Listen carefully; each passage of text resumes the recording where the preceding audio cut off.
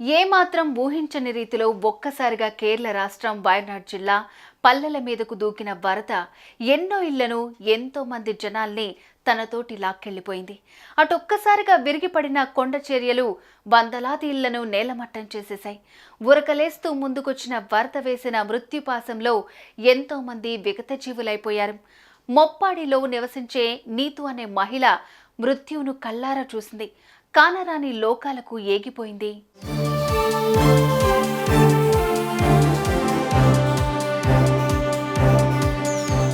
Green state కేరళలో ప్రకృతి చేసిన వికటాట్టహాసం వయనాడ్ జిల్లాను మరుభూమిలాగా మార్చేసింది. విరిగిపడిన కొండ చర్యలు వందలాది ఇళ్లను భూస్థాపితం చేశాయి. ఇప్పటిదాకా 163 మంది చనిపోయారు. మరో 200 మందికి తీవ్ర గాయాల పాలయ్యారు. ఆసుపత్రిలో చావు బతుకులతో పోరాటం చేస్తున్నారు. ఇదంతా ఒకెత్తైతే వయనాడ్ జిల్లాలోని టీ, కాఫీ తోటల్లో పనిచేసేందుకు వచ్చిన 600 మంది వలస కూలీలు ఎక్కడున్నారో, ఎక్కడ చిక్కుకుపోయారన్నది తెలియరాలేదు. పచ్చటి కొండలతో, మెల్లగా పారే సెలయేళ్లతో నిన్న మొన్నటి దాకా కలకల్లాడిన వయనాడ్లోని పల్లెల్లో నేడు శ్మశాన వాతావరణం తాండవిస్తోంది.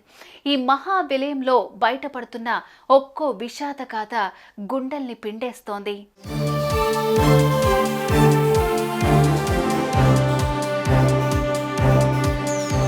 ఇదిగో ఇక్కడ మనం చూస్తున్న ఈ మహిళ పేరు నీతు. వయనాడ్ జిల్లా మొప్పాడిలోని డాక్టర్ ముప్పెన్స్ మెడికల్ కాలేజీ ఉద్యోగి. మంగళవారం రాత్రి తన భర్త కన్నబిడ్డతో ఆహ్లాదంగా గడిపింది. వర్షం ఆగకుండా కురుస్తోంది. రేపటికైనా తగ్గుతుందో లేదో, రేపు కాస్తంత ముందుగానే కాలేజీకి వెళ్లాల్సిన పని ఉందంటూ నిద్రకు ఉపక్రమించింది. రాత్రి 1 గంట అయింది. బయట నుంచి రాళ్లు కదులుతున్నట్లు శబ్దం వినిపించింది. కిటికీ తలుపు తీసి చూసిన ఆమెకు ఒళ్ళు జల్లుమంది.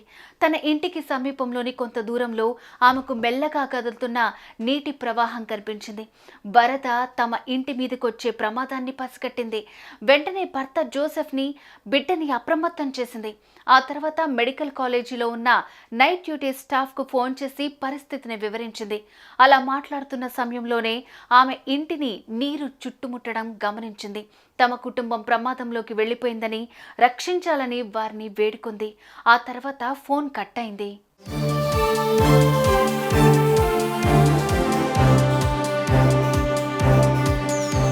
నీరు ఇంటిని చుట్టుముట్టడమే కాదు, అది ఇంటి ముంగిట్లో కొద్దిగా పెరిగిపోవటం గమనించింది. దీంతో మరోసారి ఆమె ఫోన్ చేసి ఇంట్లోకి నీరు ప్రవేశిస్తోందని, ఎలాగైనా తమను రక్షించాలని బోరుమంది. భర్తని, కన్నపిట్టను ఆ ఇంట్లో ఉండే ఓ అటక మీదకు ఎక్కమంటూ సూచించింది.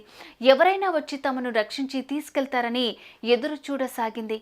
ఎవ్వరూ రాకపోవటం, ఇంట్లోకి ఒక్కసారిగా వరద నీరు ప్రవేశించడంతో భర్త, బిడ్డ ఉన్న అటక మీదకు ఎక్కేందుకు ప్రయత్నించే క్రమంలో ఆమె చేయి జారిపోయింది. ఇంటి నిండా ఆవరించిన వరద ప్రవాహంలో మునిగిపోయింది. నీటి దెబ్బకు వాకిలి తలుపు ఊడిపోవటంతో నీటిలో కొట్టుకుపోయింది. కళ్ల ముందే భార్య జలసమాధి కావటం చూసిన ఆ భర్త అల్లాడిపోయాడు.